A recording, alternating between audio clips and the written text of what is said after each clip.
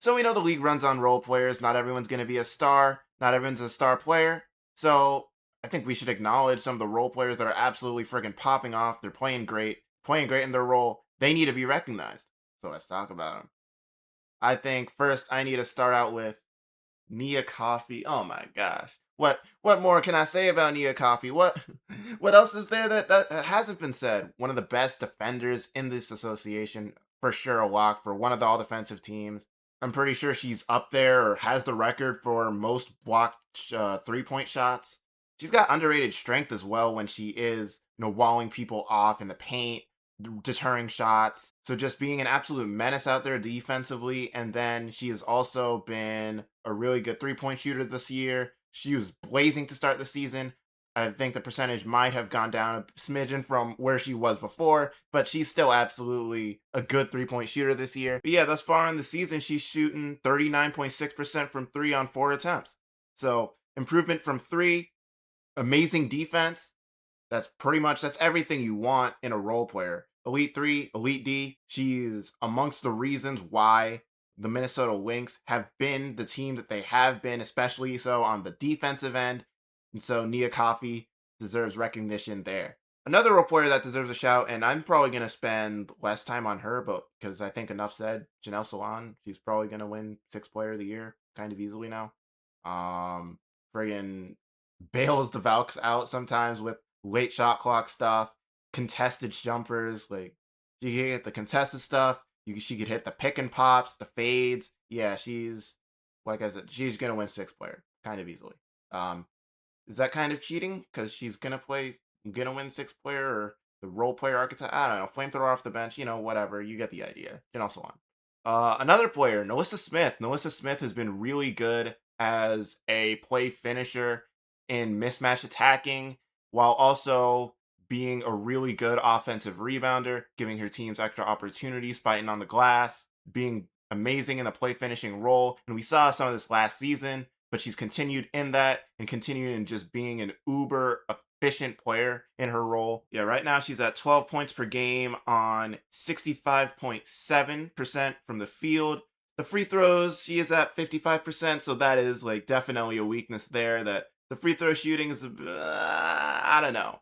But still, also giving you, if you round up 2 offensive rebounds per, or she fit in and can continue to work on her game. And she is giving opposing teams real trouble because they do have to worry about an Asia Wilson, a Chelsea Gray, a Jackie Young, and throwing Melissa Smith in there for mismatch attacking, for offensive rebounding, play finishing, all that stuff.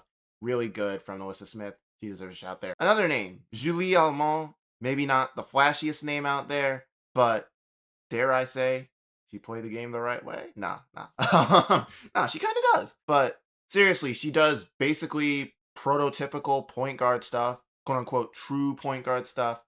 She going out there, giving you really great minutes, giving you 5.4 assists while also having 1.7 turnovers, averaging 6.6 per game. So obviously not the biggest volume, but in those attempts, she is uber efficient with 54 from the field and 37 from three.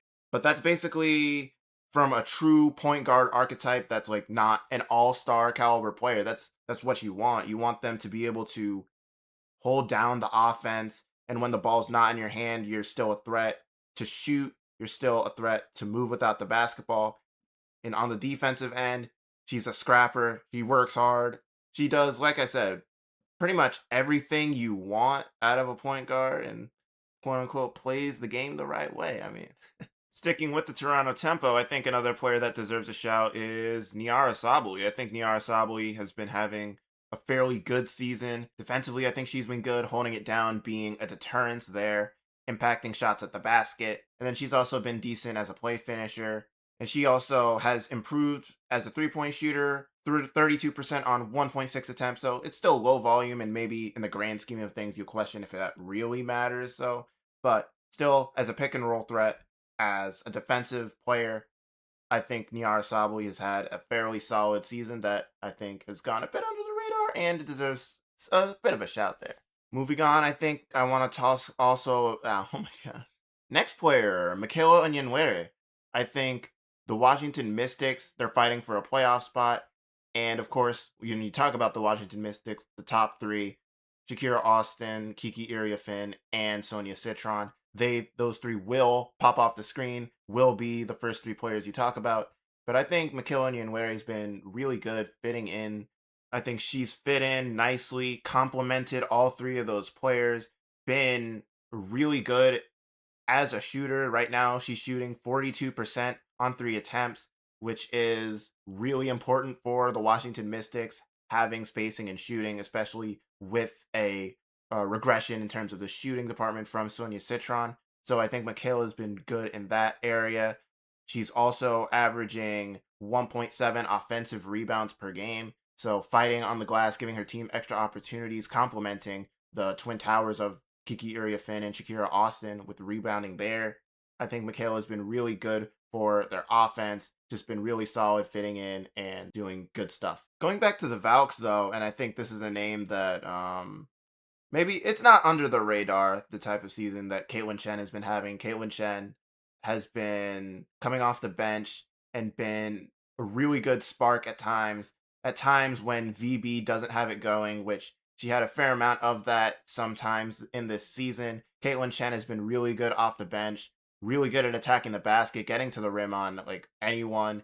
She's playing with a lot of confidence, pushing pace, rim pressure, all that stuff.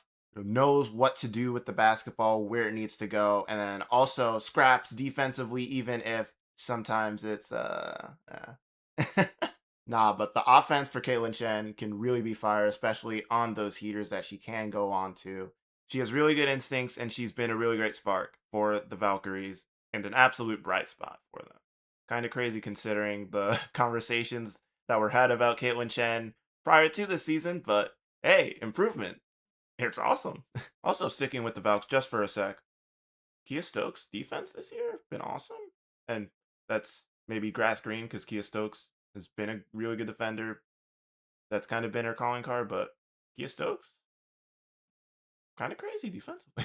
Moving on, Awak Kawir from the Dallas Wings. I think Awak has been really, really good defensively for the Wings. She has great length, great versatility. You see her in some of those games versus the Aces where that length, oh my gosh, that's a freaking, what is that? Is that a centipede or something crawling on the wall? Should I get it? I don't care right now. Kind of bothers me. Whatever. Who cares? Where was I? Awak Kawir. Really good defense. Right now she's playing 17 minutes per, 47 from the field, 41 from three, rounding up on two attempts. Only 5.6 points per game, but you know, the points per game stuff isn't maybe the greatest indication of what she brings. Oh, also, I forgot to mention. Also transition. A walk in transition, just running down the court already just brings so much attention, and in transition she's just a very just a real weapon that Paige or Jessica Shepard can bring it to her. So her just running down the court in transition already is a big threat there, but it's really the defense. The defense, also the 41% from three, only like I said, two attempts, so like really low volume, but if you're given, and this is maybe what you're seeing out of a lot of these role players, it's like, oh wow, 3 and D, wow, this is like, whoa, what a I'm seeing a pattern here. I'm noticing a surprise here. It's like, whoa, guys, but it's like if you're an elite role player, you're either gonna have to be a really, really good scoring threat or a really, really good defender, probably both, because amazing defense, no offense can also sometimes bring you some real questions, especially so in a playoff setting. But Awak is one of those names that she's just like, you just watch her on the floor and you just see impact. What she does defensively, you just see impact. Her running the floor in transition. Like, I'm trust. She good. She nice. And lastly, I think I want to hit really quick on two Portland Fire players. The first one is Sarah Ashley Barker. Sarah Ashley Barker, you know, she's made a name for herself sometimes in these late game situations where the Portland Fire have just been in need of something for them to happen, and Sarah Ashley Barker has just been there time and time again. She averaging like 10.7 points per game 48.7 from the field, 38.3 from three on 3.5 attempts. Sarah Ashley Barker has just been a really solid player, and the Portland Fire are an expansion team, so maybe because they're an expansion teams, they have just really solid players, but she has improved from the season that she had last year. And you watch her, and she just these skills are translatable to any contending team. Like any contending team would want a Sarah Ashley Barker on the team. She gives you really good guard play. She's scrappy, contends on the defensive end as well. Sarah Ashley Barker, I think, has been really good in this season. And then I also want to talk about her teammate, Emily Engsler.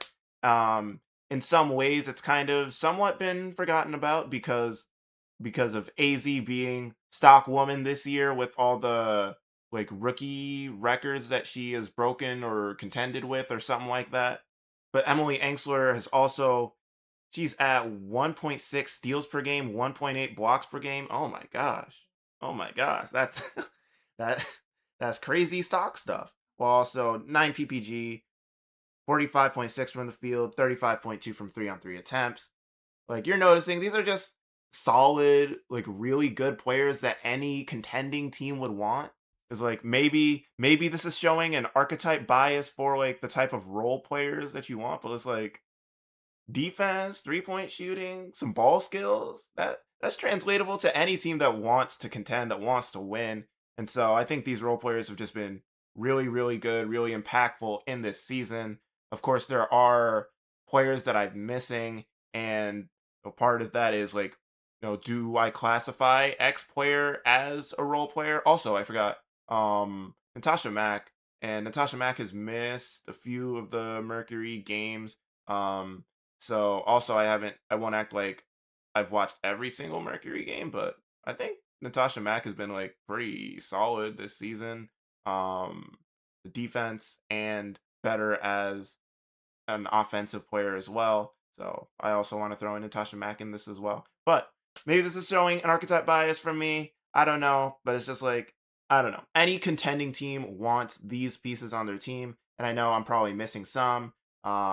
Maybe I'm wrong on some of the picks that I've made. I'm just one guy. I haven't watched every single game out there. I'm imperfect. I don't I do actually have that much free time that I can watch all these games, but I haven't, so maybe I should get back on that. I need to do more homework. Sorry.